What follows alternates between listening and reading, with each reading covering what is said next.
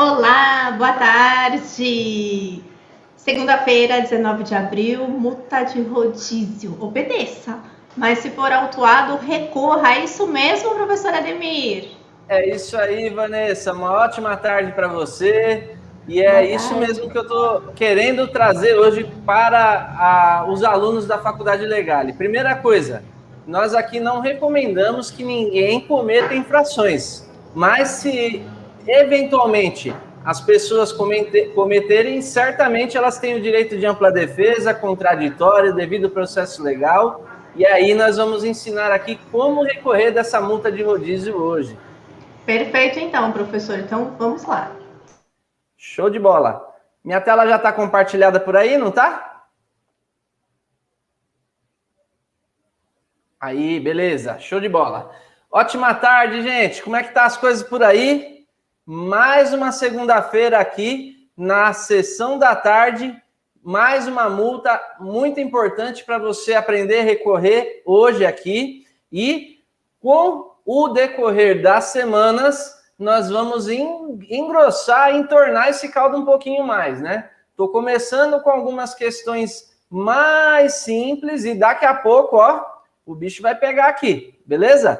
Então, quero agradecer a presença de vocês que estão aqui com a gente na Faculdade Legal e na sessão da tarde, onde nós vamos trabalhar mais uma multa, mais um recurso de uma multa muito cometida, não só aqui em São Paulo, como em algumas outras cidades que eu tenho visto. E aí eu vou trazer a regra geral e depois eu vou trazer algumas regras mais específicas que estão acontecendo agora nesse período de pandemia, nesse período de isolamento, beleza? Então, já vou pedir para você o seguinte, ó, já dá sua curtida aí, deixa seu like, correto? Já compartilha, aproveita esse momento aí de introdução, pega esse link, compartilha nos grupos que você tem aí de trânsito, nos grupos da advocacia que você tem, para quê? Para que mais pessoas possam saber dessa informação. Porque quanto mais consolidada uma tese, mais fácil de nós conseguirmos êxito, de chamar atenção realmente da administração pública, do judiciário. Então, essa é uma informação relevante e que precisa ser propagada. E digo mais, gente, quanta coisa dá para fazer no direito de trânsito, quantas teses que podem ser levadas adiante, mas, infelizmente, por falta de conhecimento, os advogados, as advogadas não levam adiante. Então, bora lá, que é um tema importante. Suspensão da CNH, muito difícil você não pegar nenhuma portaria de suspensão que não tenha, no mínimo, uma infração dessa de rodízio aqui em São Paulo, e não só em São Paulo, como em outros estados. Por quê? Porque o motorista profissional, ele corta aí todo o território nacional. Então, mesmo que você esteja em outras regiões, é muito importante. Eu vou trazer o exemplo aqui de São Paulo, mas isso existe em outras cidades, inclusive nesse período de pandemia. Muitas cidades estão adotando um rodízio emergencial, que eu vou falar lá no finalzinho. Vai ser a cereja do bolo de hoje, o rodízio emergencial, que eu vou bater um papo com vocês também, beleza? Então, bora lá, gente. Quero saber aqui, primeira coisa, como sempre, né? Quem é novato e quem é o veterano aí, né? Então, quem é novato, já digita aí novato. Quem é veterano, já digita aí veterano na área do direito de trânsito, para eu poder entender qual é o perfil das pessoas que estão assistindo nesse momento e eu vou adaptar a minha linguagem de acordo com com o público que estiver aqui no momento, tá bom? Então, já vai deixando aí se é novato ou se é veterano. E daqui a pouco, os novatos vão se tornar veteranos, porque nós já estamos aqui, salvo engano, é a terceira segunda-feira que nós estamos seguindo aqui, né? Então, é bem interessante que você dê sequência. E daqui a pouco, os novatos vão começar a digitar aí que são veteranos, não é isso? Vou beber bastante água hoje, gente, que essa mudança de tempo está mexendo um pouquinho comigo aqui, mas vamos lá. Então, uma ótima tarde, Luana, a Tatiana, Dr. Guilherme Jacob, meu mentorado. a Dalvina, Regiane, o Márcio, o Walter, Luciana, Tatiana, Aline, Paula Mesquita, Edenilson e tantas outras pessoas que estão aqui na live comigo. Quero agradecer mais uma vez, tá, gente? Show de bola. E não esperem até o final, porque além da tese maravilhosa do rodízio emergencial que eu vou trazer para você aqui, eu vou te dar mais um recado importante aqui no final, tá? Algo que é muito importante para você. Mas vamos lá então, gente. Seguindo aqui no tema sobre rodízio, multa de rodízio, tá? E eu quero já começar frisando essa questão. A administração pública, ela repudia as pessoas que defendem o condutor infrator. Muitas vezes o profissional que está defendendo um condutor infrator, ele é, de certa forma, aí colocado na parede, tá defendendo quem comete infração e a segurança viária, e por aí em diante, né? Mas eu quero frisar aqui que nós, profissionais do direito de trânsito, devemos nos preocupar com a segurança viária. Nós não recomendamos e nem orientamos ninguém a praticar, cometer infrações de trânsito. Porém, essas pessoas que cometem a infração, elas têm o direito de exercer a ampla defesa, o contraditório, o devido processo legal, não é isso? Qualquer pessoa tem direito à ampla defesa, o contraditório, seja em que esfera, qual ramo do direito for. E não é diferente se uma pessoa que comete um crime, e digo mais, né, crimes assim pesados, né, de homicídio, por exemplo, tem o direito da ampla defesa, anular um julgamento e começar tudo de novo, quanto mais uma infração de trânsito, não é isso? E nós, como profissionais do direito, nós sim ajudamos e colaboramos com um trânsito seguro, porque cada vez que nós argumentamos erros, falhas na administração pública, a administração, por sua vez, tem condições do quê? De adequar, de ajustar, de corrigir as suas falhas, e com isso, então, o trânsito vai sempre ficando melhor, mais seguro no dia a dia, beleza?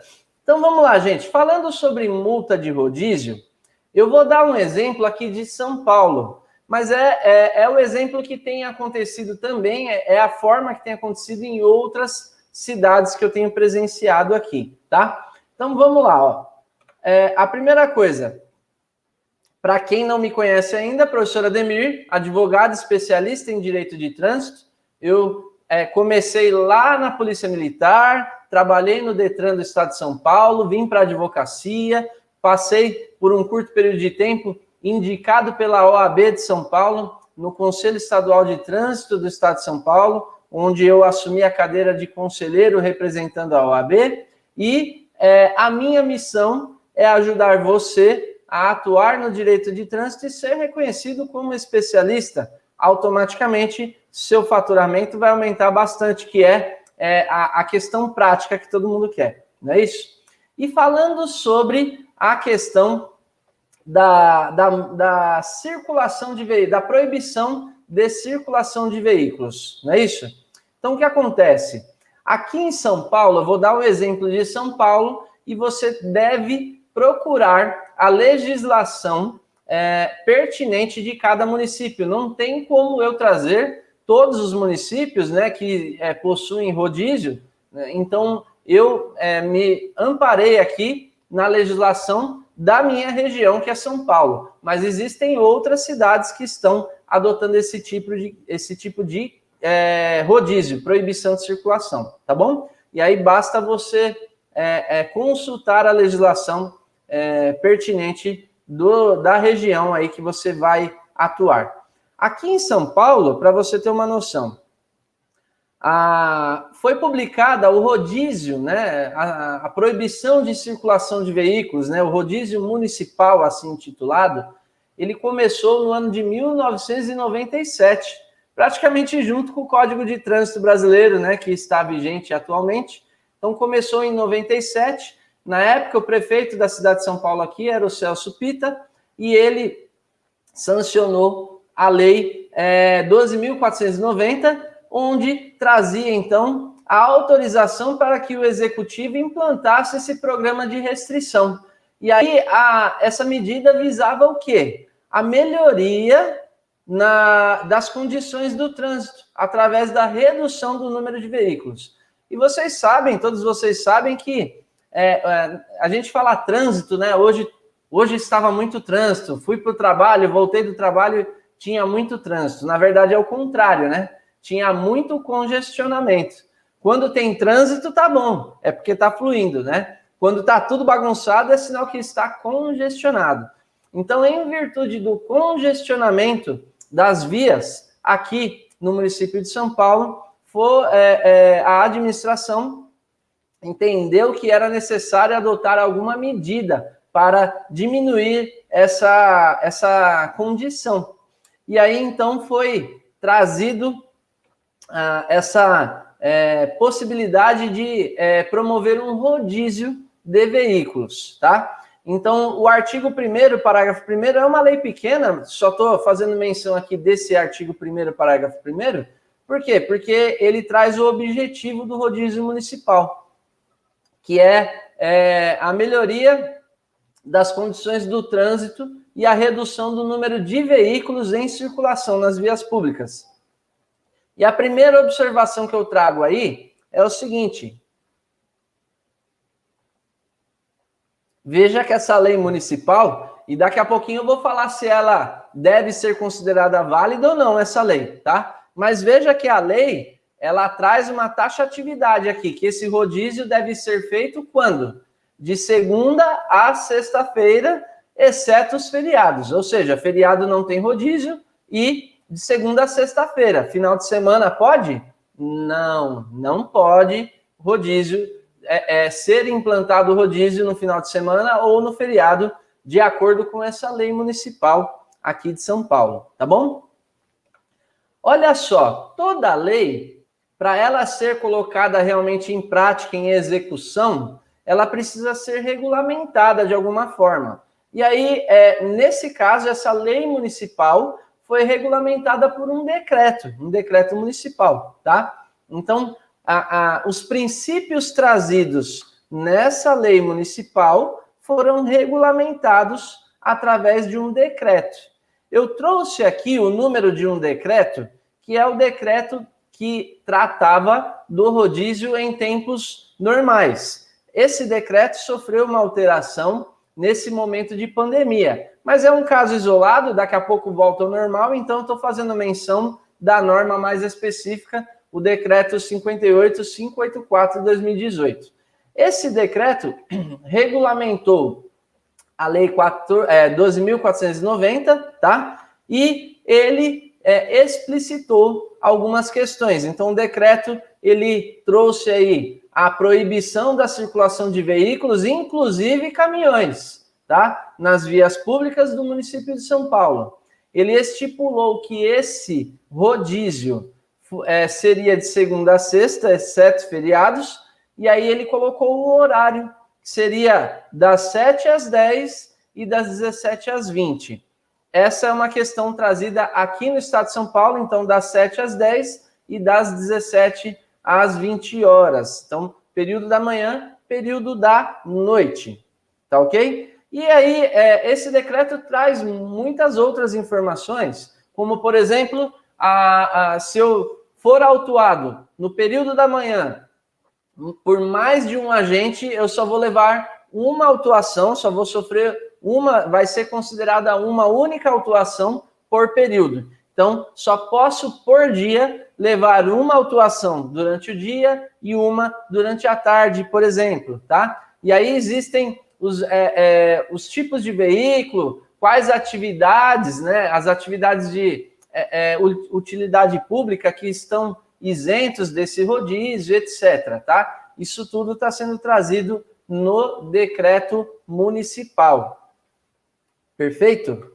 E aí esse decreto estipulou, então, que os veículos, além desse horário de segunda a sexta, das 7 às 10 e das 17 às 20, o rodízio seria pelo final da placa e determinados dias. Então, às segundas-feiras, final 1 e 2 da placa. Terça-feira, 3 e 4. Quarta-feira, 5 e 6. E assim sucessivamente, tá? Eu preciso trazer essa introdução aqui para você entender o contexto, tá? Isso aqui é importante você trazer você compreender essa evolução, essa linha histórica, para poder entrar na tese realmente. Tô vendo que o próprio Edson Maluf, o Edinho, tá aqui na nossa live, aqui no chat. Obrigado, viu, Edinho? Eu que agradeço pela oportunidade de estar aqui, mais uma vez aqui, representando a Faculdade Legal e vestindo essa camisa aqui que eu sempre admirei, tá?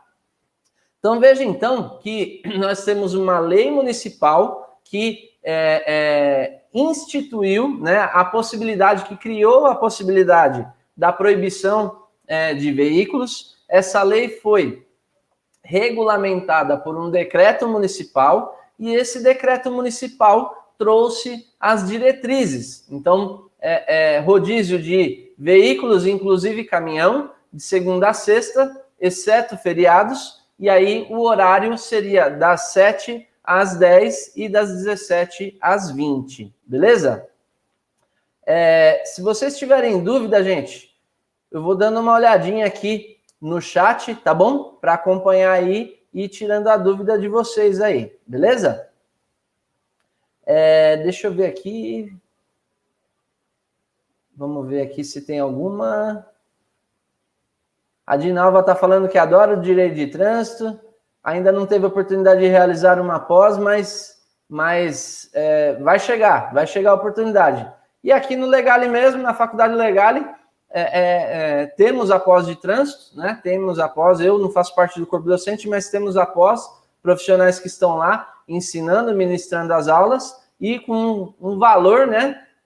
A qualidade que você já conhece do Legale e o valor também que você já conhece. Então, Dinalva, né? Dinalva, Dalvina, perdão, a Dalvina, dá uma olhada aí, entre em contato com o Legale, porque você tem condições de fazer lá após, tá? Vamos seguir aqui, ó.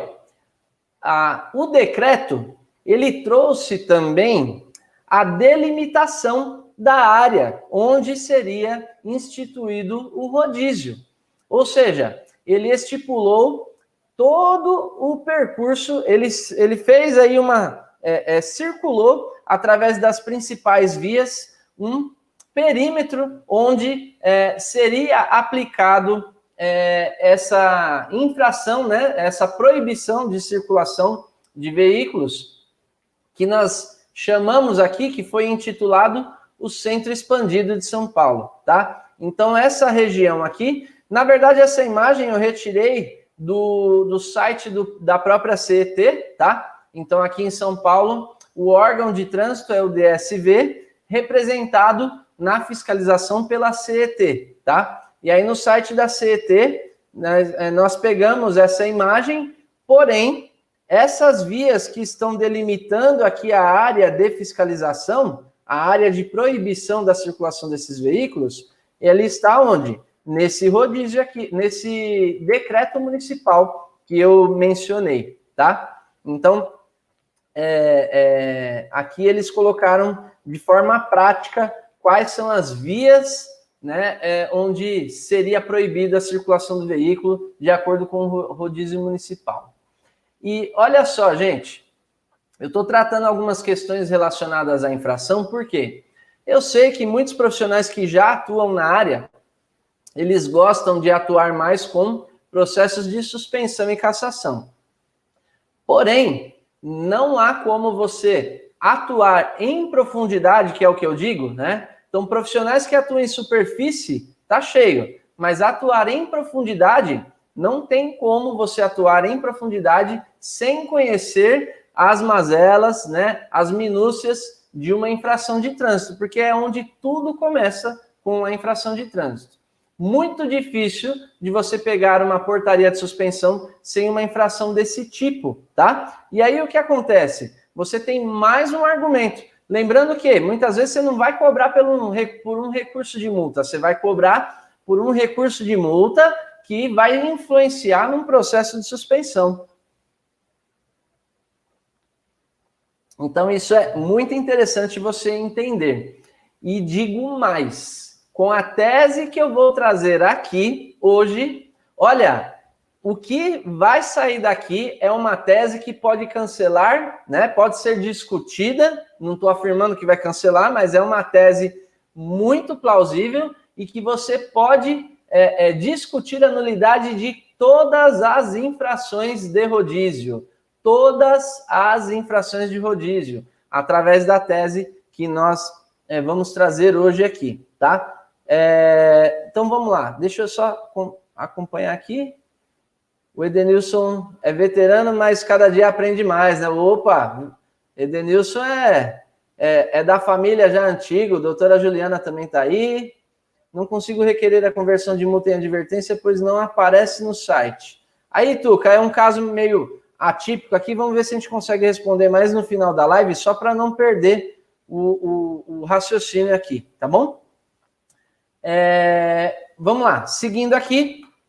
Olha só, eu trouxe, por enquanto, a questão da legislação, tá? Então, falei da legislação municipal aqui de São Paulo e compete a você pegar aí a legislação da cidade que você vai atuar. Já te digo aqui, ó, salvo engano não, certeza, Ubatuba criou um sistema de rodízio emergencial que segue nesses moldes, tá? Mas Ubatuba aqui em São Paulo tem um sistema de rodízio emergencial. Eu ouvi dizer, não pesquisei ainda, que Mairiporã parece que tem também, e várias outras cidades, por conta dessa crise sanitária, eles estão adotando um rodízio emergencial, que segue nessa mesma linha, tá? Estou trazendo a regra geral aqui, mas segue na mesma linha no emergencial. Então, uma lei municipal regulamentada por uma portaria, não é isso? Aí comentei um pouquinho das restrições acontecidas, né, que acontecem aqui em São Paulo.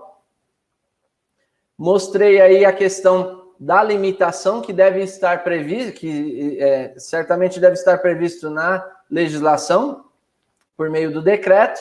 E agora eu vou falar um pouquinho sobre isso aqui, ó. Os mais antigos que me conhecem já há um tempo sabem o quanto eu falo dessa pirâmide, a famosa pirâmide de Kelsen, porque ela não é utilizada da forma correta aqui no trânsito, no direito de trânsito. Você precisa se atentar a esse tipo de coisa. Questões que vêm lá, que nascem da Constituição Federal, para você poder discutir isso numa ação judicial, provavelmente, tá? Então, veja aqui, nessa pirâmide, nós temos no topo a Constituição, tá? Vamos aplicar isso para o trânsito. A pirâmide de Kelsen aplicada ao direito de trânsito. Então, nós temos aí a Constituição no topo da pirâmide, temos mais abaixo as normas infraconstitucionais, e aí, dentre elas, o CTB está aqui, nessa parte das normas infraconstitucionais. Por quê? O CTB é uma lei ordinária, não é isso? E aqui embaixo nós temos as normas infralegais, tá? Então, dentro dessa pirâmide e na estrutura do direito de trânsito, eu quero te trazer o seguinte: o artigo 22 da Constituição Federal, ele fala que é privativo da União legislar sobre trânsito e transporte. Então já anote aí, para quem já me conhece, já sabe quando eu disser IPC, não é isso? E para quem está chegando hoje, o que é IPC, galera? Coloca aí no chat, já vai comentando aí, IPC. O que é IPC? Coloca aí os veteranos para os novatos entenderem o que é, tá? Mas asterisco aí, IPC. Artigo 22, inciso 11 da Constituição Federal, fala que é privativo da União legislar sobre trânsito e transporte. E aí eu quero fazer uma distinção. Privativo é diferente de exclusivo. Então, privativo é prioridade. Então outros entes federativos podem legislar, né? O Estado pode legislar, o município pode legislar, nós vamos chegar lá. Primeiro, eu estou querendo dizer o quê? Que é prioridade da União. Então, ou seja, a União deve legislar primeiro. Se ela não legislar, outro pode, tá? É prioridade. Diferente de exclusivo, somente a União pode legislar. E aí, para você entender mais um pouquinho sobre isso, vamos para a próxima parte desse artigo 22 da Constituição Federal. Então, 22, inciso 11, prioridade da União. É privativo da União legislar sobre trânsito e transporte.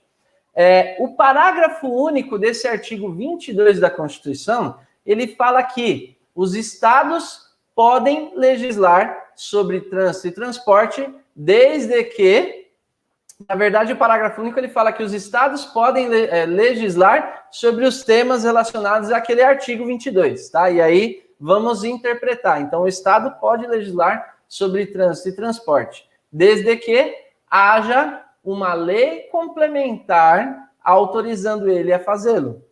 Então, é prioridade da União, o Estado pode, desde que haja uma lei complementar autorizando, tá ok? E aí, já adianto para você, não existe lei complementar autorizando os estados a legislar sobre trânsito e transporte, beleza? Então, IPC, importante pra caramba. Anota isso aí, artigo 22, inciso 11 e parágrafo único do artigo 22. Privativo da União, legislar sobre trânsito e transporte. Como que a União legislou? Através da lei ordinária, da lei federal. Então, o nosso Código de Trânsito brasileiro é uma lei federal que estabelece sobre as questões de trânsito, não é isso? E aí, dentro nesse sentido, nós temos a legislação de trânsito. O Estado pode, mas deve existir uma previsão autorizando através de lei complementar. Não existe, não existe. E se você analisar o artigo 22, e o município, como é que fica nessa questão? O município sequer foi mencionado nesse artigo 22. Então, na verdade, entendo que o município não tem competência para legislar. Tá? Então, a competência legislativa do município no que tange a trânsito e transporte, ela não existe, tá? Então, o município não possui competência legislativa na área de trânsito e transporte. E aí alguns dirão, mas no artigo 30 da Constituição tem lá as competências do município e ele pode legislar em questões de interesse local. Sim, pode legislar sobre questões de interesse local, tá? Porém, o que acontece? Essa situação do rodízio pode até ser um interesse local, mas quem tem competência para legislar sobre trânsito e transporte é a União, né? Privativo da União, sendo facultado ao Estado, desde que haja uma lei complementar. E aí você imagina, trazendo uma questão prática disso, imagina o seguinte, você já pensou se cada município implantar um rodízio? Um município que sai da cidade A, onde na segunda-feira é placa final 1 e 2. Aí depois ele passa por uma cidade B, onde o rodízio, a restrição é placa final par e ímpar. Então, dias pares e ímpares com a placa. Aí vai para a cidade C, aí o horário não é mais das 7 às 10, das 17 às 20, mas sim no período noturno. Como fica um motorista, como ficam as empresas na área de transporte que devem exercer, né, a sua livre iniciativa, né, de trabalho, como é que vai ficar toda essa questão? Então, acertadamente, a Constituição trouxe o quê? Limitações para essa questão de trânsito, né, priorizando a União, ou seja, a legislação que vale em todo o território nacional, e facultar cada estado, cada unidade federativa lidar com a legislação do seu território, tá? Agora, cidades, cada cidade fazer uma restrição dessa é incoerente. É incoerente por conta de, ao invés de ajudar, talvez seja até prejudicial ao fluxo de veículos aí. Vocês compreenderam até aqui? E eu gostaria de saber aí como é que está essa questão.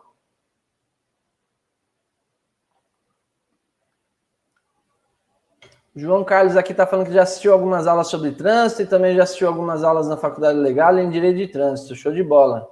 Novato. Mas vai chegar lá, vai se tornar um veterano aí, tá, João? Deixa eu ver aqui. Aprender a conversão de multa em advertência?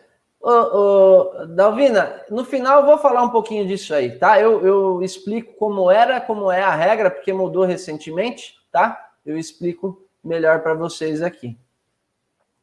E aí, gente, o que acontece? Dando sequência, até aqui, tranquilinho, né? Então, eu trouxe para você uma questão que traz uma previsão, a parte legal da coisa, né? Então, a previsão legal da coisa. Nasce um rodízio de veículos, né? Uma restrição para a circulação de veículos através de uma lei municipal. E o que acontece? Essa lei municipal foi regulamentada por um decreto.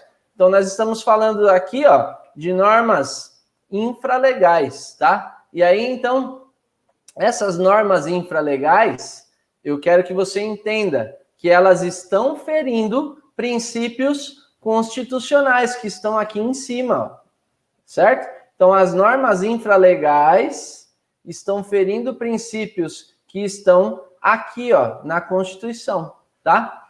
E eu vou dar exemplos disso. Parece bobeira, mas é muito comum, principalmente associações, né, instituições grandes, discutir a inconstitucionalidade de uma norma, de uma lei, e que isso chegue até o STF. Recentemente, a cidade de Sorocaba houve a publicação de uma lei municipal trazendo discussão sobre um tema relacionado a trânsito, e aí mais especificamente vídeo monitoramento, tá? E aí o prefeito entendeu, essa lei aqui é inconstitucional, ele tinha vetado, e aí, por conta de toda uma questão na Câmara, ela foi aprovada, tá? E aí o prefeito entrou com uma ação direta de inconstitucionalidade, que por se tratar de uma lei municipal, essa ADI não vai para o STF direto. Essa ADI vai para o Tribunal de Justiça do Estado onde o município pertence, tá? Então é muito comum esse tipo de coisa. Então veja que já há uma irregularidade no rodízio municipal quando ele é criado por meio de uma lei municipal, porque a lei não pode tratar sobre trânsito e transporte. Por mais que seja um interesse local, essa demanda é relacionada a trânsito. E aí não há a possibilidade de proibir a circulação de veículos por meio de uma lei municipal. Fechou até aí? Tranquilo? Tranquilinho até aí, né? Ó o Andrei aqui, ó. As leis de rodízio não são inconstitucionais, pois a União que deve legislar. É isso mesmo, Andrei. É isso que eu trouxe até agora. Então, eu trouxe uma introdução falando de como nasce a proibição de circulação de veículos por meio do rodízio, que nasce de uma lei municipal, e aí eu trouxe a previsão legal, o artigo 22, inciso 11 da Constituição, que é privativo da União, e no máximo os estados poderiam legislar, mas não há a possibilidade efetiva, por quê? Porque o estado só pode legislar mediante lei complementar autorizando, e não existe nenhuma lei complementar autorizando o estado a legislar, tá ok? E aí, então, essa lei já pode, os rodízios, todas as multas de rodízio, a exemplo aqui em São Paulo, podem ser discutidas sob esse ponto. A criação foi por meio de uma lei municipal e essa lei municipal deve ser declarada inconstitucional, tá? Agora vamos aqui, ó, dando sequência. Eu falei até agora da previsão legal da coisa, né? Então, o aspecto legal da multa de rodízio, não é isso? Deixa eu só focar aqui uma situação. Tá. Beleza, tá certinho. Vocês estão me ouvindo bem? Tá tudo certinho, né? Então, agora nós vamos passar avançar do aspecto legal para o aspecto mais administrativo. Depois desse decreto que eu mencionei aqui, esse decreto determinou que o órgão de trânsito do município de São Paulo implantasse isso na prática, tá? E aí, como que foi implantado esse rodízio municipal na prática? Através de uma portaria do próprio órgão de trânsito. Então, trouxe aqui também a portaria que traz a regra geral da proibição de circulação de veículos na área, no centro expandido de São Paulo, tá? Existe uma outra portaria recente que trata do rodízio emergencial. Eu estou trazendo aqui a regra geral e vai ser a mesma questão que nós vamos, eu vou exemplificar. Na verdade, está mais errado ainda esse rodízio emergencial. Você vai entender por quê logo mais. Mas eu quero saber, as peças do quebra-cabeça estão se encaixando aí, não estão? Certinho? Olha, uma pausa rápida aqui. O número de pessoas assistindo não está compatível com o like.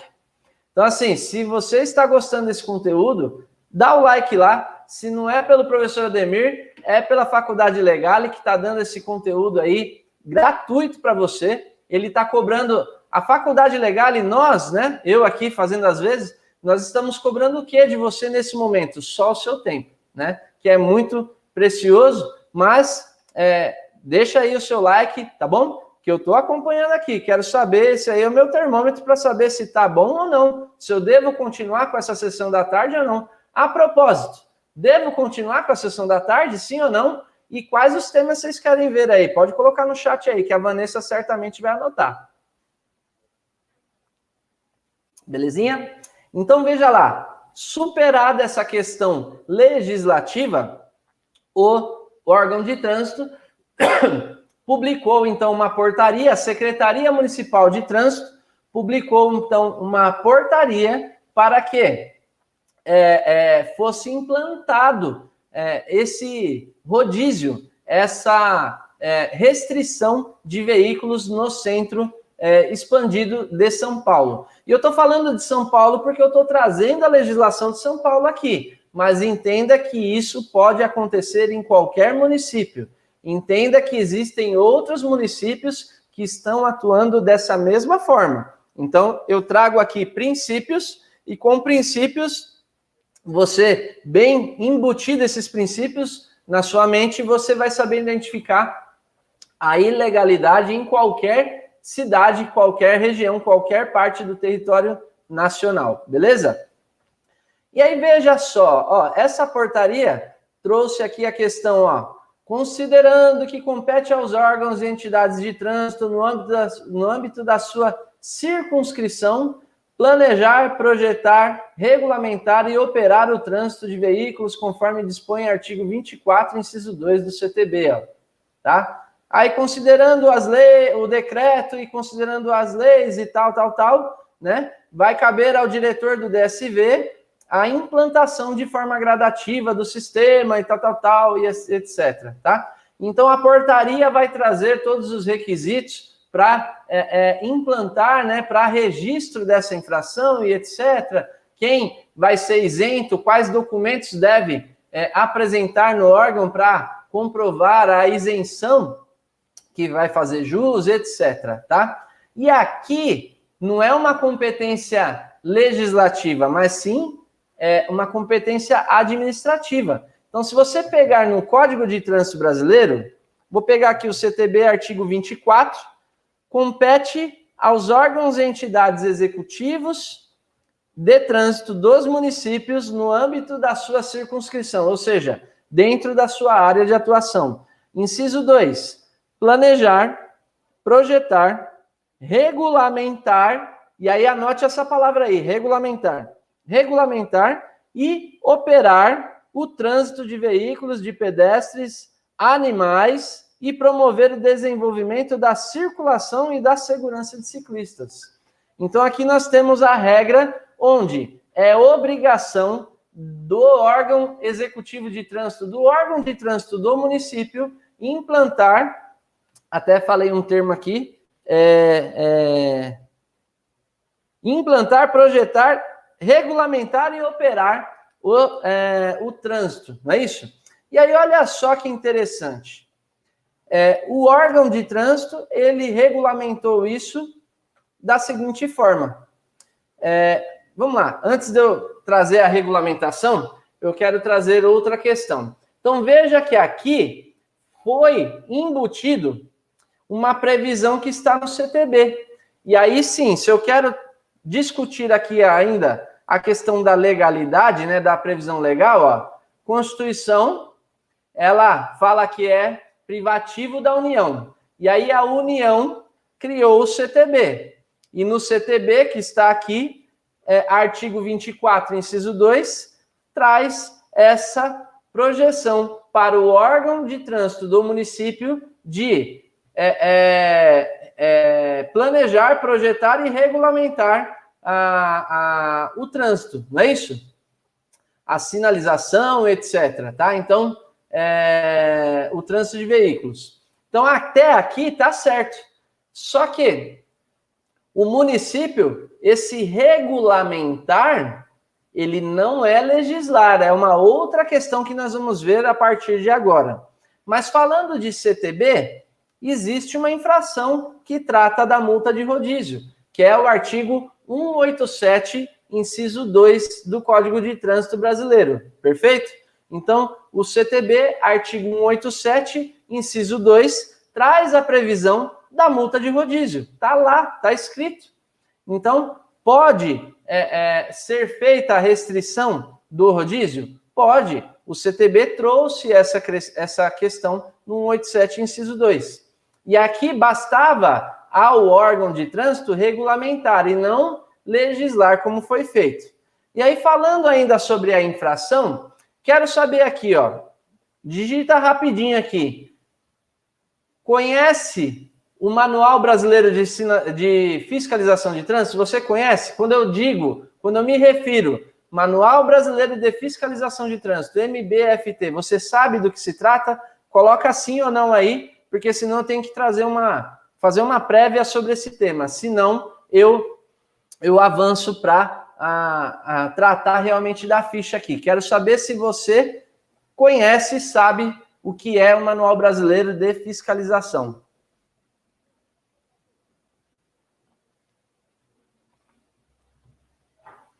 Enquanto isso, também vai deixando seu like aí, tá bom? Vamos deixando o like, vamos compartilhando a live.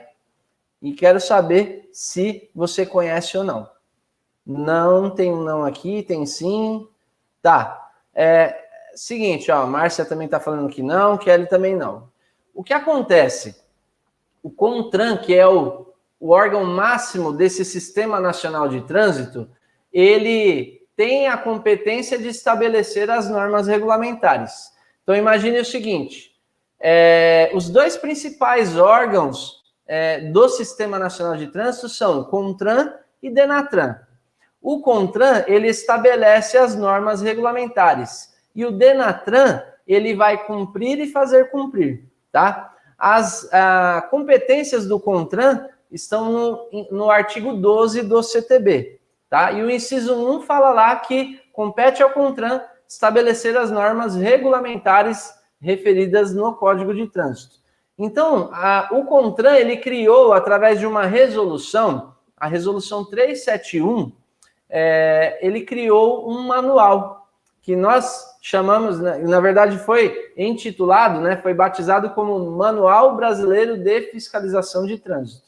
Existem dois volumes, o volume 1 e o volume 2. O volume 1 trata das infrações do município, de competência municipal, e o volume 2 das infrações de competência estadual. Então, veja que eu estou colocando aqui, faço menção do Manual Brasileiro, volume 1, infrações do município, correto? Infração do artigo 187. E aí, aqui, na verdade, eu vou corrigir o material, que é inciso 2, tá? Então, na verdade, aqui uma pequena correção, inciso 2 do CTB, beleza? Então, anote aí 187, inciso 2 do CTB. Vou fazer uma correção nesse material posteriormente, mas fica aqui a observação. Isso aqui é coisa de quem faz realmente e quem sabe faz ao vivo, né? Por isso que eu já estou corrigindo na hora aqui, tá? Então, 187, inciso 2. E aí, veja aqui o código de enquadramento da infração da multa de rodízio. Então, cada infração, cada conduta infracional possui uma ficha. E aí eu estou trazendo aqui uma parte dessa ficha. Então, esse manual brasileiro, ele traz quais são as regras que o órgão de trânsito, que o agente de trânsito deve seguir. E olha só que interessante, ó. Para essa infração de rodízio, transitar em locais e horários não permitidos pela regulamentação, é uma infração média, né? Quem cometer essa infração, no caso o condutor, 4 pontos na carteira, não é isso? E a competência do município. Por isso que essa infração está no volume 1. Mas olha só, ele está falando que essa infração decorre do desrespeito a uma sinalização. E essa sinalização deve estar presente no local. Então, sinalização, sim. E aí ele até está descrevendo aqui, ó, vide desenho ilustrativo. Aí quando você vai para o desenho ilustrativo, ele mostra a figura da placa R10. A placa R10 é uma placa de regulamentação de proibido a circulação de veículos na via, correto? E aí ele descreve aqui, ó, precisa de uma placa R10 com a informação complementar. Entenderam até agora? Conseguiram compreender a situação, sim ou não?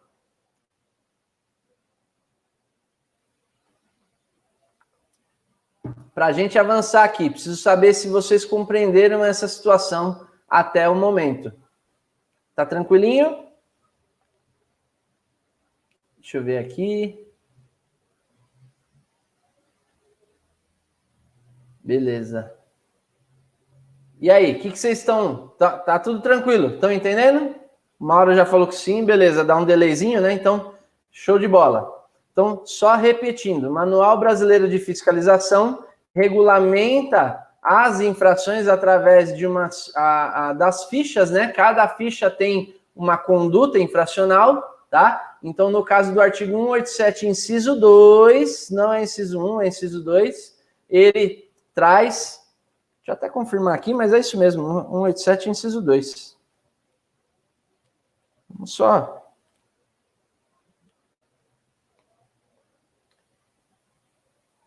Não, gente, tá certo mesmo.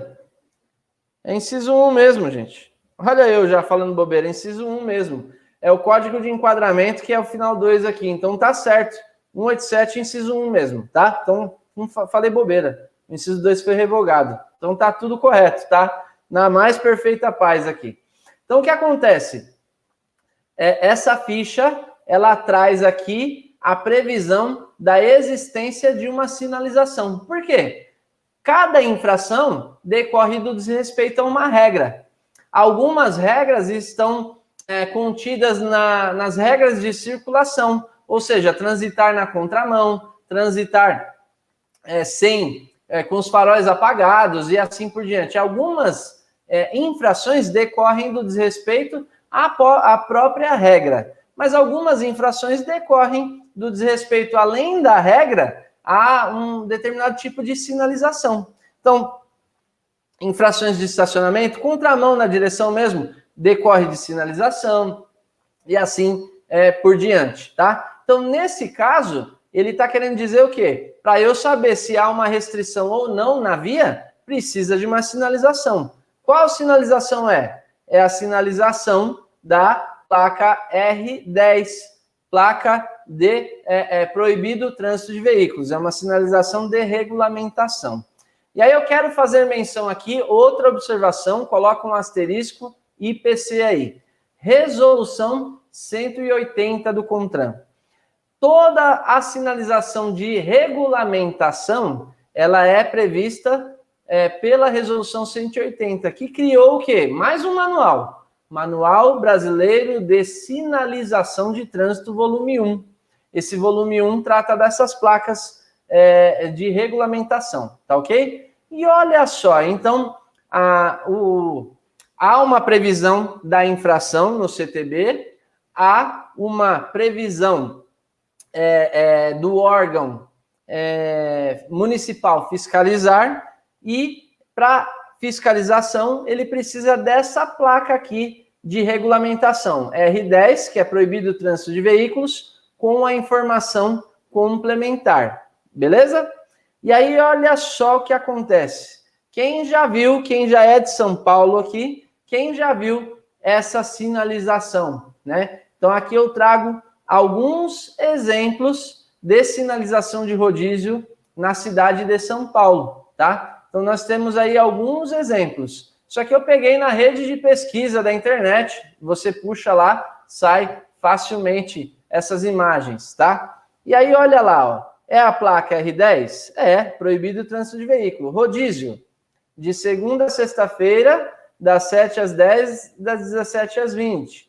Outra placa com a informação complementar, segunda a sexta, das 7 às 10. Olha lá, uma placa aqui já não é de regulamentação, mas sim informativa. Rodízio São Paulo, segunda a sexta-feira, das 7 às 10, 17 às 20, verifique a placa. Olha aqui uma sinalização de advertência, né? A sinalização de advertência que deve anteceder a placa de regulamentação. Então, essa placa de fundo branco com a borda vermelha é a que regulamenta, tá? E ela deve ser antecedida por uma outra sinalização de advertência, como eu trouxe aqui alguns exemplos. Agora eu preciso do seu comentário aqui. Então, duas coisas. Você pode clicar no xizinho, fecha o comentário, dá o like aí na live, não é isso? Dá o like aí no YouTube, depois você entra de novo. Se você tiver no celular, é dessa forma, tá? Aí você entra de novo aqui no comentário e coloca para mim, quem já viu esse tipo de sinalização aqui na cidade de São Paulo? Quem pelo menos quem é e quem conhece a cidade de São Paulo, quem já viu esse tipo de sinalização? Coloca um eu aí.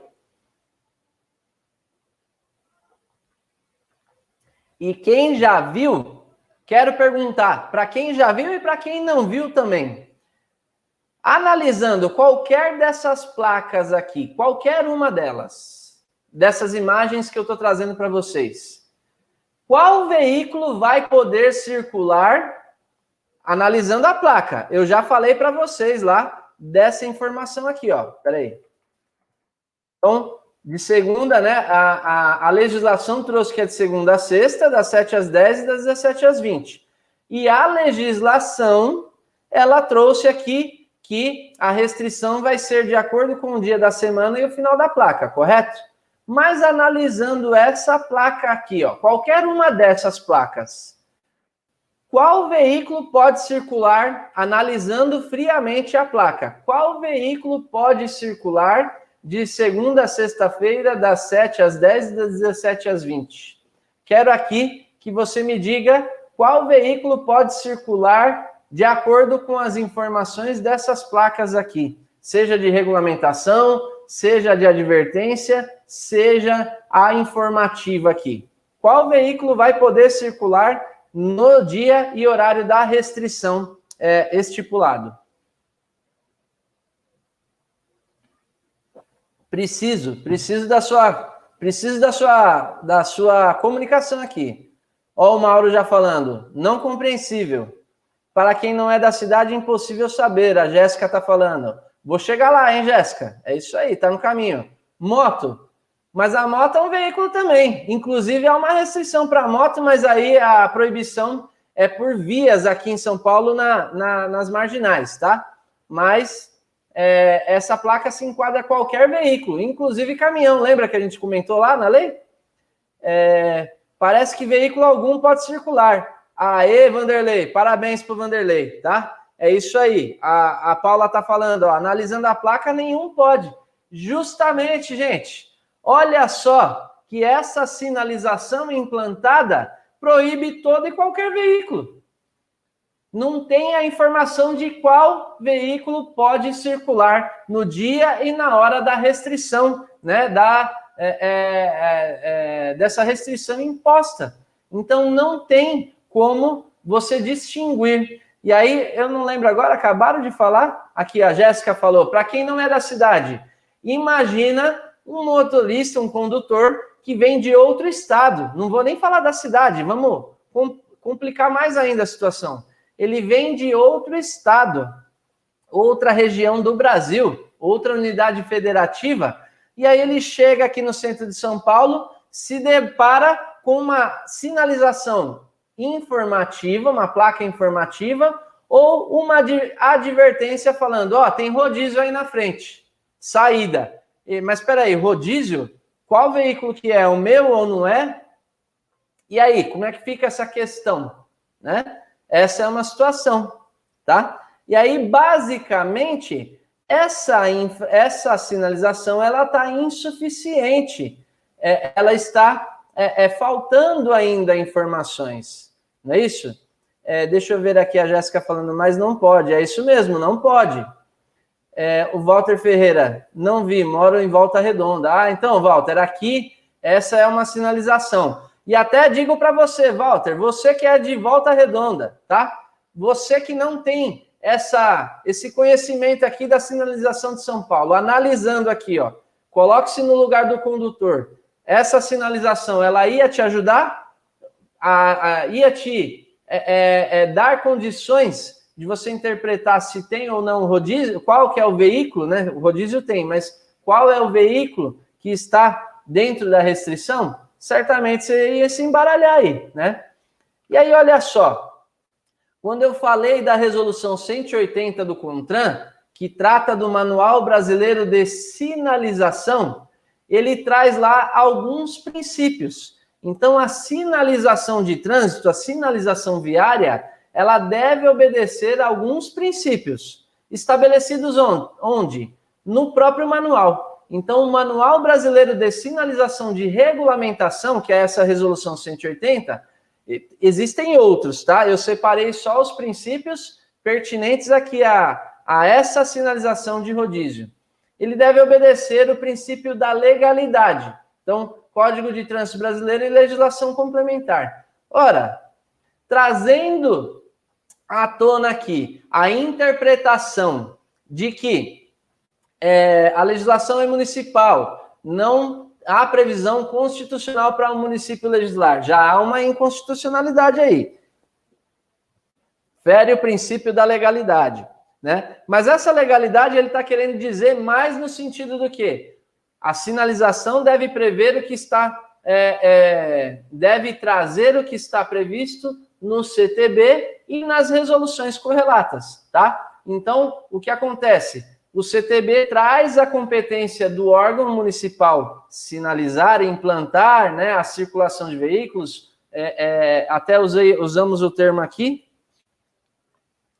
24, inciso 2 do CTB, regulamentar. E quando eu falo aqui, quando o CTB, artigo 22, inciso 24, inciso 2 do CTB, traz essa previsão de regulamentar, não é regulamentar por meio de lei, mas sim regulamentar por meio de sinalização, tá? Então, aí sim a previsão legal está aqui, ó. O município pode regulamentar por meio de sinalização.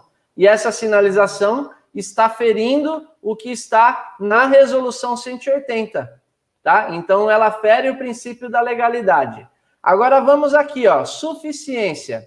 Permitir fácil percepção do que realmente é importante, com a quantidade de sinalização compatível com a necessidade, tá? E aí, é fácil, é perceptível o que é importante nessa sinalização, vou até voltar aqui, ó. É perceptível a informação que é realmente de extrema importância?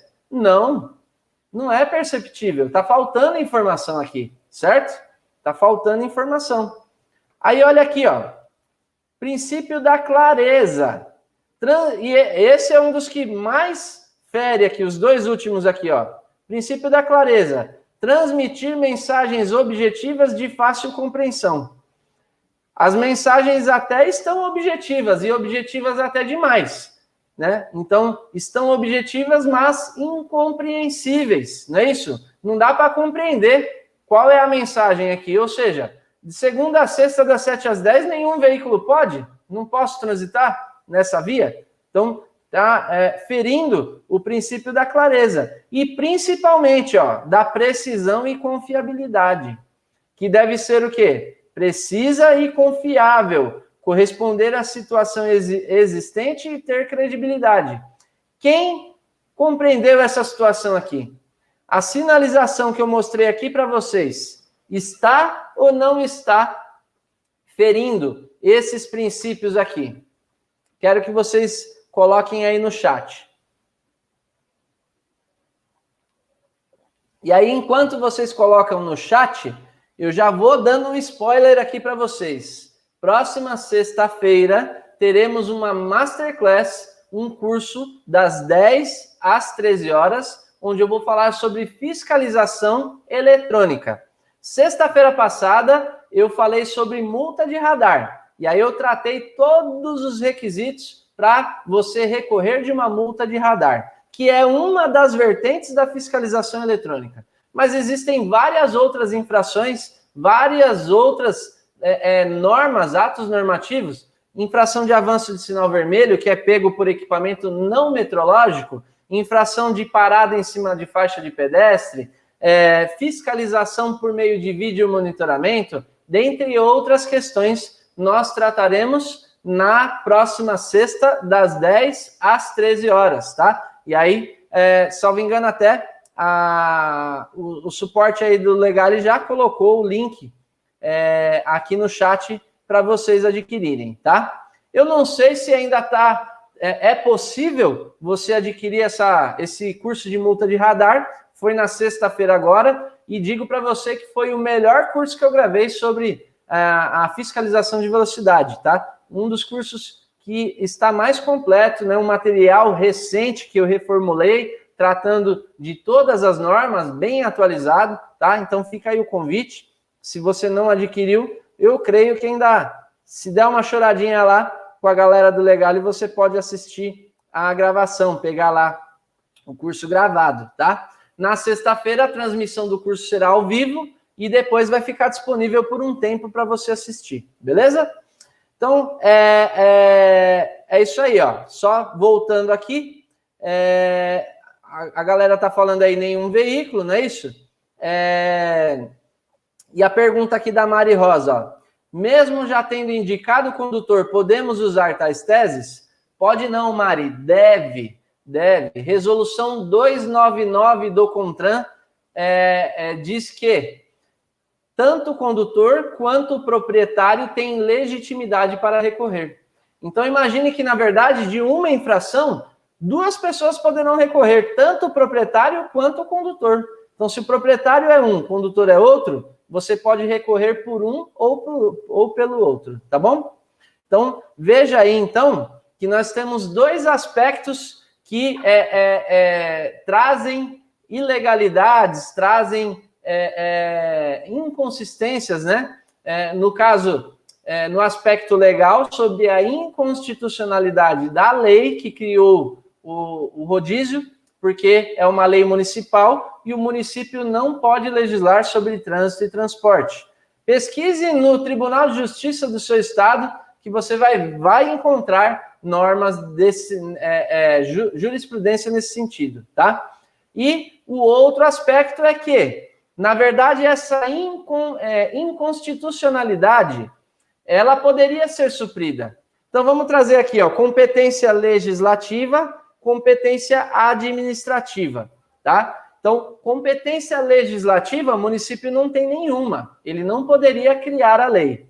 Mas ainda que ele criou a lei, essa lei poderia ser declarada inconstitucional, ela pode ser declarada inconstitucional a qualquer momento. Porém, essa falha poderia ser suprida se o órgão executivo de trânsito, o órgão de trânsito do município, regulamentasse essa restrição de forma correta. E aí eu menciono o artigo 24, inciso 2 do CTB, o termo que está lá de compete ao órgão de trânsito regulamentar, não é através de lei, ato normativo, mas sim disso aqui, ó, sinalização. Então, olha só os inversos, né? O município não tem competência para legislar, mas a competência administrativa para regulamentar através de sinalização é total.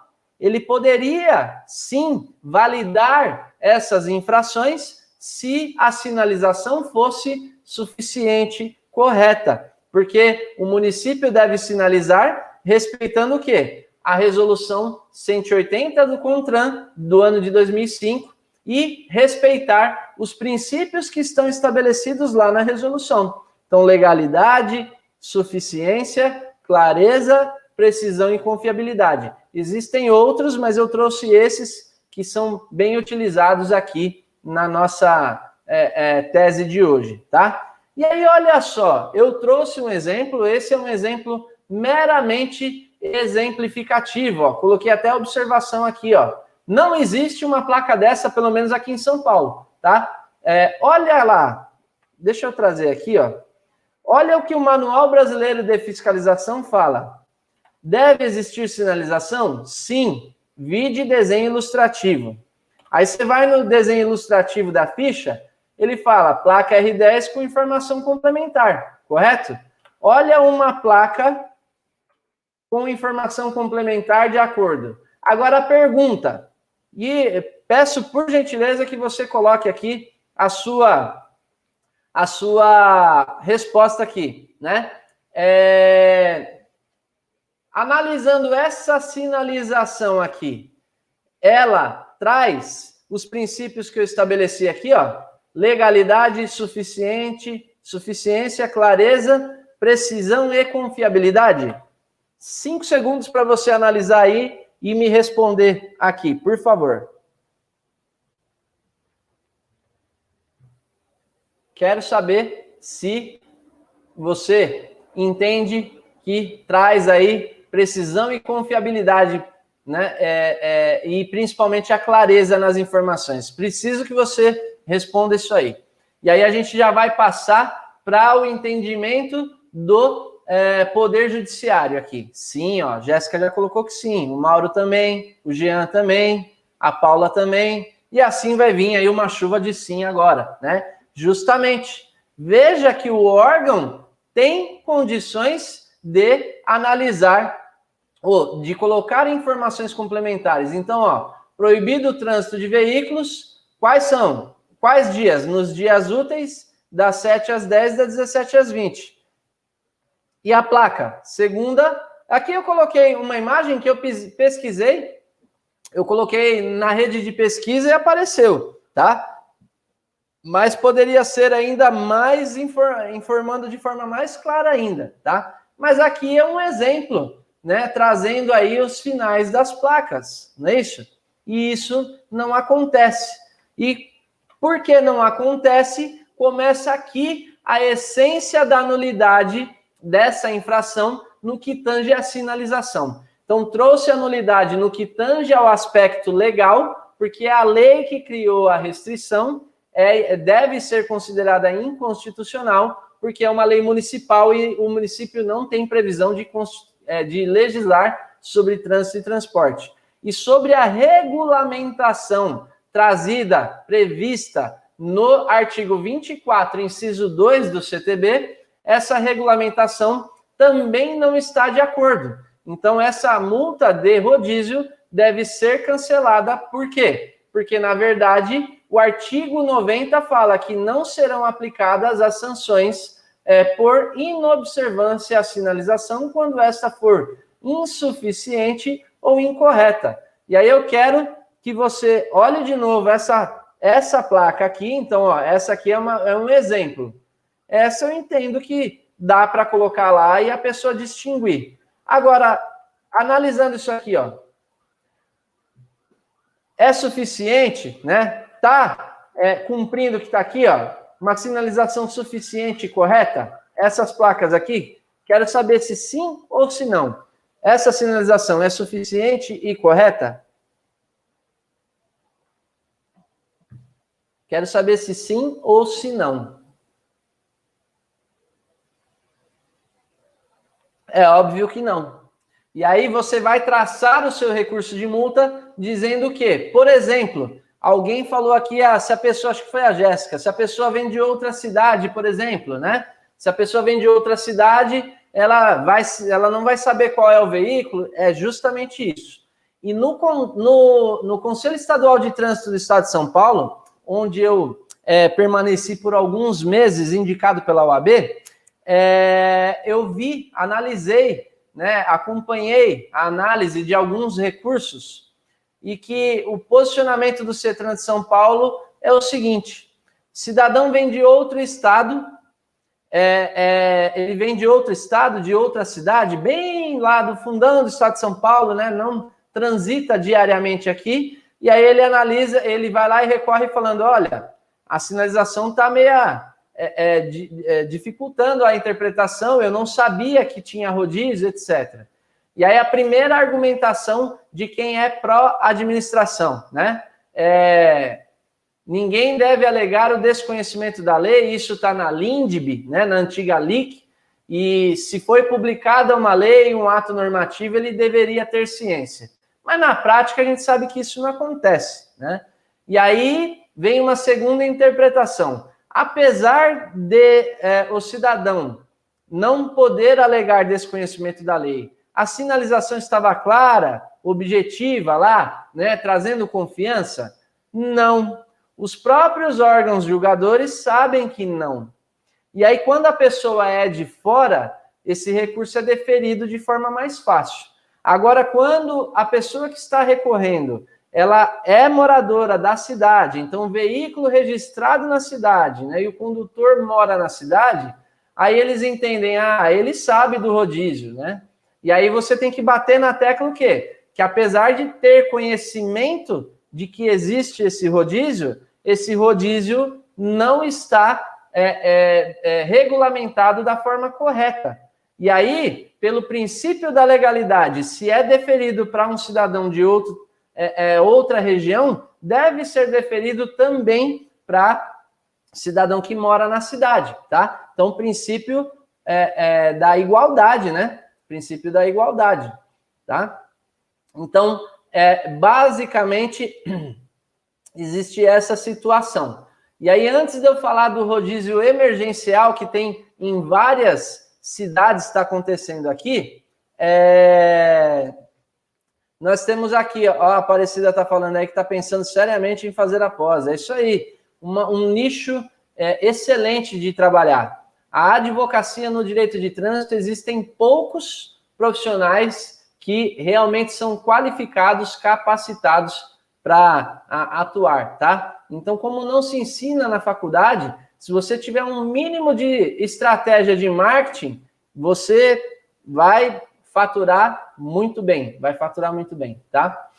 E aí vamos falar sobre o entendimento do Poder Judiciário. Existe jurisprudência pacificada sobre o tema? Eu vou estar mentindo se eu disser que existe. Mas olha, existe um julgado maravilhoso aqui no estado de São Paulo, na regra do rodízio municipal aqui da cidade de São Paulo, tá? Eu estou fazendo menção desse processo aqui. Esse é um processo que eu já tinha conhecimento faz tempo. Inclusive, sempre as minhas questões aqui, eu sempre fazia menção sobre isso, esse processo, tá? Para os meus alunos, sempre faço menção desse processo. E eu trouxe aqui, anote, printe essa tela, printa aí, ó. Se você está do celular, está do computador, printa aí, ou depois você volta. Não sei como é que vai ficar essa live, se vai ficar disponível ou não, né? Mas vocês que estão aqui, é bom garantir. Então, printa essa tela, esse número de processo e pesquisa. Essa sentença, esse processo tratou da ilegalidade do rodízio na cidade de São Paulo. Foi uma associação, tá? Deixa eu só ver o nome aqui. Associação Nacional de Trânsito, ANATRAN, tá? E aí a ANATRAN, ela entrou com essa ação pedindo aí, né, que a sinalização fosse regulamentada da forma correta. Olha que a sentença foi julgada procedente, um processo antigo, ó, de 2007, tá? A ação foi julgada procedente, condenando o município na obrigação de sinalizar todas as vias públicas, ó, principais ou secundárias, abarcadas no programa de restrição de tráfego de veículos na região do centro, expandido da capital, tá? Então, houve uma condenação obrigando o município a sinalizar as vias. E aí o município recorreu dessa ação, tá? O município recorreu. Antes de eu ir para o recurso, eu quero te dizer o seguinte, daqui, né, do que nós trouxemos hoje aqui e do que você vai ver nessa sentença, você tira uma petição inicial maravilhosa, fazendo o cotejo primário lá, né, desde a petição inicial sobre a inconstitucionalidade da lei municipal e sobre a ausência de sinalização prevista no Código de Trânsito Brasileiro, que é uma lei federal. E aí você pode levar uma questão relacionada a isso até o STJ e até o STF. Ah, mas por uma multa de rodízio? Mas veja bem, se você estiver prestando uma assessoria para motoristas de aplicativo, né? Existem já algumas associações que cuidam dos interesses de motoristas de aplicativo. Se você oferecer esse tipo de demanda para uma associação dessa, né? Motoristas de aplicativo não entram nessa questão do rodízio igual ao taxista, por exemplo, tá? Então, ou então qualquer empresa relacionada a que tenha frota, né, que trabalhe com transportes e tenha uma frota, você pode discutir isso até o STF, no que tange a inconstitucionalidade da lei municipal, e ao STJ, no que tange a irregularidade que tem início na previsão de uma lei ordinária, uma lei federal. Então, você pode levar até o STJ isso aí, tá? Então, essa é uma tese maravilhosa, maravilhosa. Foi julgada procedente, inclusive.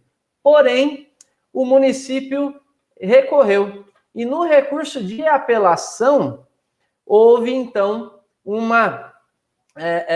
foi dado o provimento ao recurso do município e a sentença foi julgada sem resolução do mérito pelo tribunal. E aí, veja só, aquilo que estava redondo, maravilhoso, perdeu todo o efeito. Por quê? Porque a ANATRAN, Associação Nacional de Trânsito, não tinha legitimidade para entrar com essa ação,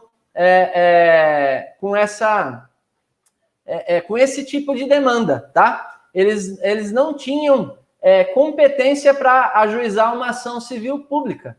E aí esse processo foi extinto sem julgamento do mérito, ou seja, não ficou dito, né, nem que sim e nem que não. Então esse é o precedente que nós temos aqui no Estado de São Paulo, tá? No Judiciário, no Poder Judiciário de São Paulo. Já tem o entendimento do Poder Judiciário que está alguma coisa errada, porém essa sentença foi anulada. Por quê? Porque, na verdade, a parte autora desse processo não tinha legitimidade, né? Foi declarado aqui, foi reconhecido a falta do interesse de agir. Mas está aqui, pronto. Está pronto, gente. Está pronta a tese. Então, eu trouxe aqui uma linha histórica e está pronto aqui para você fazer aí jus a essa tese, tá? Então, tese, competência de legislar que o município não tem e a competência administrativa de regulamentar por meio de sinalização que está incorreta. Quero saber se vocês entenderam, se estão gostando aí, deixa seu like, tá? Vamos deixar o like aí, por gentileza, like na live aí, tá? E aí eu quero saber se vocês estão gostando, se eu devo continuar nessa pegada aqui, se é isso que vocês querem, porque eu estou aqui por vocês. Então, quero saber se é isso que vocês querem. Deixa eu ver aqui se tem dúvidas.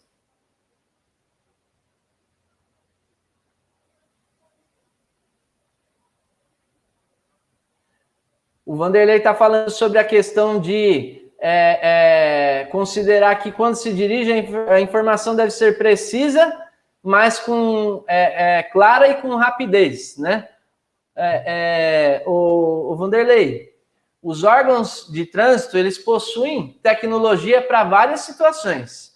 Ele tem leitor de placa para fiscalizar e analisar se o veículo está no dia e na hora errada. Ele tem uma série de tecnologia. E ele deve usar essa tecnologia para informar também. Como, por exemplo, essa situação da legenda informativa, eles podem colocar aquele painel luminoso informativo, tá ok? Então, é só ele colocar o painel luminoso. Ele põe a placa R10 e no painel luminoso ele vai colocar a informação do dia. Rodízio. Hoje é veículo final 1 e 2. Aí na terça, ele coloca lá, hoje é final 3 e 4.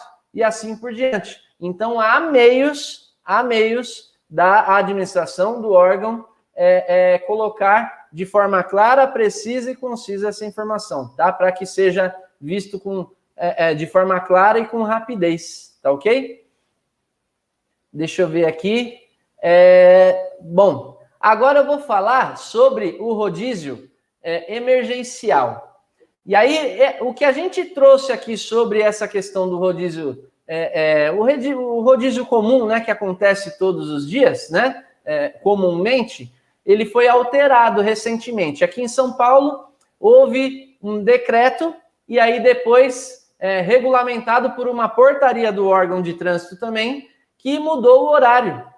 O rodízio passou a ser à noite, das 8 horas, das 20 horas às 5 horas da manhã, tá? Então, o rodízio passou a ser final das placas, porém, no período noturno, das 20 às 5 horas da manhã, tá ok?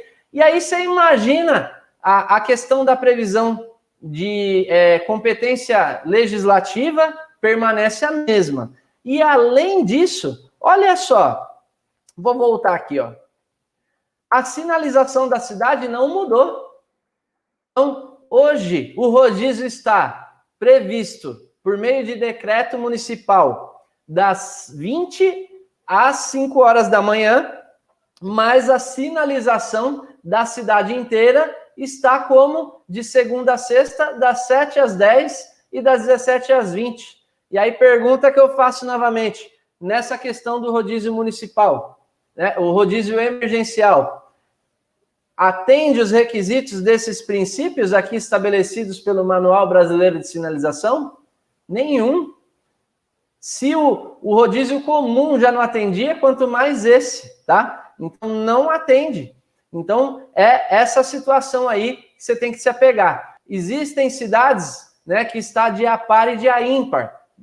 Ubatuba, salvo engano, tem rodízio em Ubatuba, certeza, e é uma cidade do litoral norte aqui de São Paulo, e lá é de a par e de a ímpar, salvo engano é isso, tá? Então, tá errado também. E assim por diante, tá? Então, veja que, inclusive, nesse rodízio par e ímpar, tem que verificar a questão dos finais de semana, tá? Porque no começo dessa fase de pandemia, a Prefeitura de São Paulo, por exemplo, ela fez um rodízio durante o dia, inclusive final de semana, que fere a própria lei municipal. E aí você vai ter que saber usar a tese que mais se adequa para o seu cliente. Se a lei municipal está falando que é só de segunda a sexta, e aí vem um decreto falando, olha, sábado e domingo também vai ter, poxa, vamos usar a lei municipal a nosso favor, não vou nem discutir se ela é inconstitucional ou não, eu vou discutir que o próprio decreto está ferindo a lei municipal, e assim por diante, tá? Mas aí é basicamente isso. Se o rodízio comum já está de forma errada, quanto mais esse rodízio emergencial. Lembrando que eu, inclusive, aqui pelo Trânsito na Prática, eu sorteei uma mentoria, né? Eu presenteei 3 pessoas com uma mentoria individual minha por conta de publicar, de propagar a informação de que nesse momento nós devemos ficar em casa, utilizar o álcool gel, a máscara, né? Sair se necessário. Então, assim, deixando bem claro, Estamos vivendo um momento de dificuldade e devemos permanecer em casa. Mas essa medida arbitrária e coatora não deve prosseguir. Não é dessa forma que se conscientiza uma pessoa a todo e qualquer custo ficar em casa, né? Penalizando, onerando o cidadão de uma forma através de um meio ilegal, tá bom? E aí, gente, dúvidas? Já passei do meu horário grandão. Todos os dias eu passo do horário aqui. Daqui a pouco eu vou tomar um puxão de orelha, hein? Então vamos lá, gente. Inclusive, na sexta-feira, quando eu falar da fiscalização por meio... o recurso de multa, né, da fiscalização eletrônica, eu quero trazer uma informação. Esse é um tipo de infração que é fiscalizado por meio de um equipamento não metrológico. Um equipamento eletrônico fiscalizador não metrológico. Então, existe a possibilidade do agente lavrar o auto de infração, mas grande parte dessas infrações são registradas por meio de um equipamento não metrológico. Essa será uma infração que eu vou comentar lá também, mas o aspecto do equipamento que está fiscalizando, tá? Então, a tese em si, da essência da multa de rodízio está aqui, e eu vou levar lá os requisitos do equipamento que fiscaliza essa infração por meio eletrônico, tá bom? Então, mais uma vez aí, fica o convite da Masterclass na próxima sexta-feira, das 10 às 13 horas, onde eu vou tratar sobre fiscalização eletrônica, tá? É o meio, né, de fiscalização mais utilizado. Se você buscar por meio da Lei de Acesso à Informação, e existe um portal da mobilidade aqui em São Paulo mesmo, 80% ou mais das infrações registradas no município de São Paulo, que é onde eu estou aqui, são por meio de equipamento eletrônico. E daí a importância de você conhecer quais são os requisitos desse equipamento. Vou dar só um exemplo aqui para você. Peguei um caso de suspensão da CNH há um tempo atrás, onde existiam 2 infrações nessa portaria, que na época era de 20 pontos, né? Então a pessoa cometeu 20 ou mais pontos lá, sendo que 2 das infrações eram, primeira, parar na faixa de pedestre.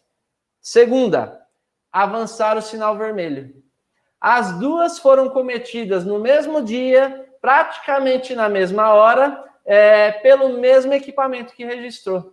Então, eu vou trazer questões como essas, porque se você discutir a nulidade do equipamento, quais são os requisitos de fiscalização, que o equipamento muitas vezes não atende, e aí você vai trabalhar essa questão em prol do seu cliente, não só no recurso da multa, mas na suspensão, tá bom? Então, fica o convite, estou vendo aqui no chat, Legale sendo Legale, de R$ 99 por R$ 50, apenas R$ 50 até as 23 horas e 59 minutos de hoje. E a pergunta que você deve fazer é o seguinte: quanto custa não fazer? Não é nem quanto custa fazer o curso, é quanto custa não ter esse conhecimento e usar no seu dia a dia, na sua advocacia aí. Como diz o Edinho, mais um produto na sua prateleira aí. Tá bom, gente? Então, estou encerrando aqui, Vanessa. Não sei se você vai ter alguma consideração, tá? Encerro aqui e deixo sempre para você essa chamada. Agora é com você, agora é você colocar em prática e você trazer aí, colocar em prática o que você aprendeu aqui. Olha, uma sessão da tarde, uma aula que você pode discutir a nulidade de todas as infrações de trânsito da sua cidade, né, de rodízio. E digo mais, esse tipo de coisa é que traz o reconhecimento da pessoa como especialista. Eu, por exemplo, discuti a nulidade de uma infração da SP Trans, na faixa exclusiva de ônibus. A SP Trans aqui em São Paulo, que é um órgão que atua no transporte público e não no trânsito. Esse órgão ele foi utilizado para fiscalização e conseguiu um parecer do CETRAN de São Paulo anulando, né, deixando claro, declarando que a SP Trans não tem competência para fiscalizar trânsito aqui na cidade de São Paulo. E dessa situação decorreu algumas reportagens, algumas notícias, né, sobre isso, reportagem que eu concedi para emissoras grandes aqui, né, a nível nacional, inclusive. Então, o que eu quero aqui é não só trazer conhecimento, mas te posicionar como especialista. Você sendo especialista de fato, reconhecido pela sociedade, isso vai trazer, sim, um reconhecimento da sociedade e automaticamente um honorário bem maior, uma valorização profissional aí da sua advocacia, tá bom? Então é isso aí, Vanessa, desculpa, eu te chamei e acabei pegando a palavra de novo, mas é isso aí, tamo junto. Imagina, tranquilo, professor, excelente aula, hein? E olha só, gente, o Edinho acabou de postar aqui a sacola do PagSeguro, então dá para vocês clicarem no link que tá aqui no chat, tá bom?